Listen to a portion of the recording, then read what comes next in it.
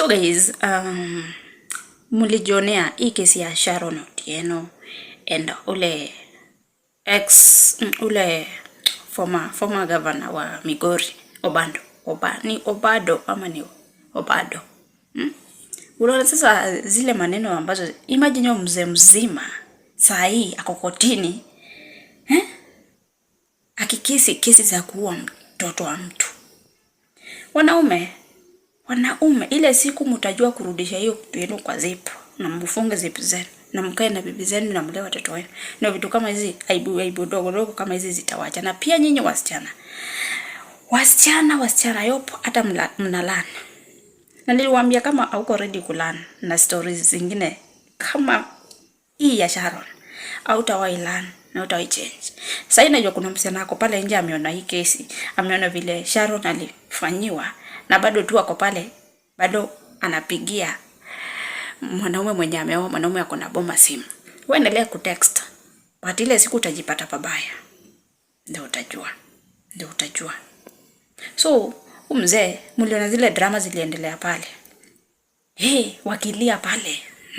Wakilia at least ati wapewe ni bond ama ni nini? Wakesia wakiwa nje. Mtu kama huyo anapaswa aweze jela. Na inasemekananga kuwa justice delayed is not justice delayed. Denied, yeah.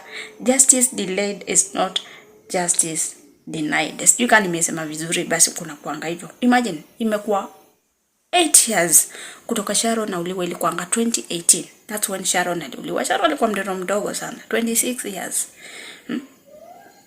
Imagine sasa angekuwa 34 years. Mtoto sasa angekuwa like ni 8 years.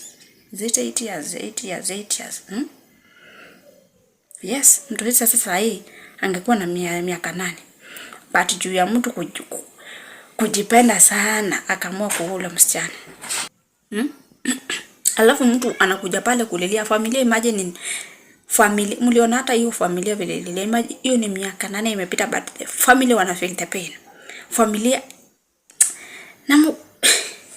jamani, kai. Alafu mtu ako pale akiomba msamaha, akisema vile sijui anapaswa apewe sijui bond, akisijui akiwa wapi. Mimi hata sijui ni kwa nini amjawahi weka ile rule ya ukiua unauliwa pia wewe. Msichana alipitianga kifo ingine baya sana. So guys, kwa wenye wajui story, let me take you through story yote vile kulikuanga. Nitaimake kuwa short.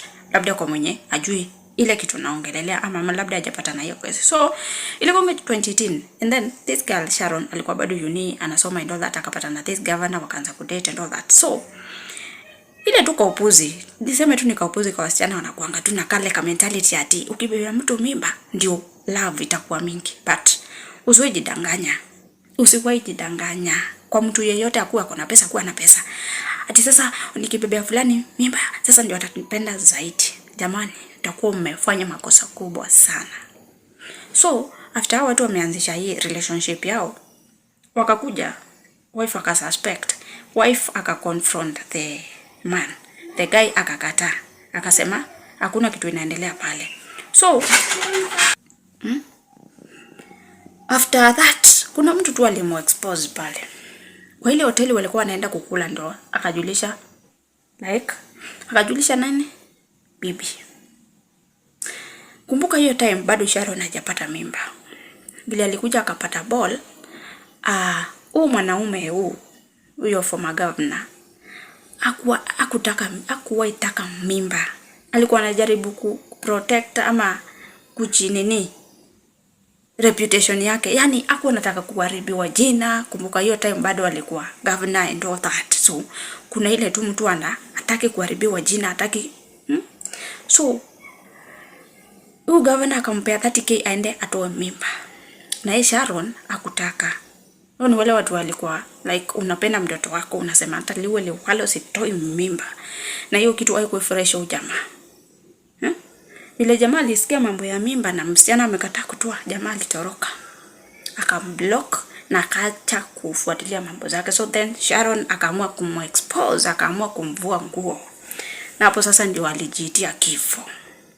So Sharon alikuja na demands zake. Akasema anataka ajengewe nyumba ya 25 million. Na pia abaiwe gari. Hata yeye akuwe like bibi ya governor.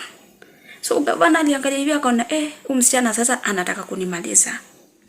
Anataka kunimaliza juu akona mtoto wangu, akona mimba yangu. Jamaa akaamua mjengea nyumba ya 4 million. Sharon akakubali, akaanza kuingia box. So ajui hii box anaingia sasa ni trap, anajipeleka. Ni trap ya kifo. Anajipeleka kwa trap ya kifo. So remember, okay, before hata akuje akubali kujenga ile nyumba, alikuwa anataka kuanza kuexpose jamaa juu ya kukataa mimba. Akaenda akaita watu wa media, this guys juu alikuwa anaitwa nani.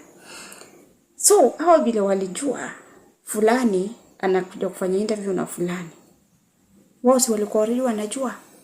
Wakajua hapo sasa ndio watamshikia. Wakakuja.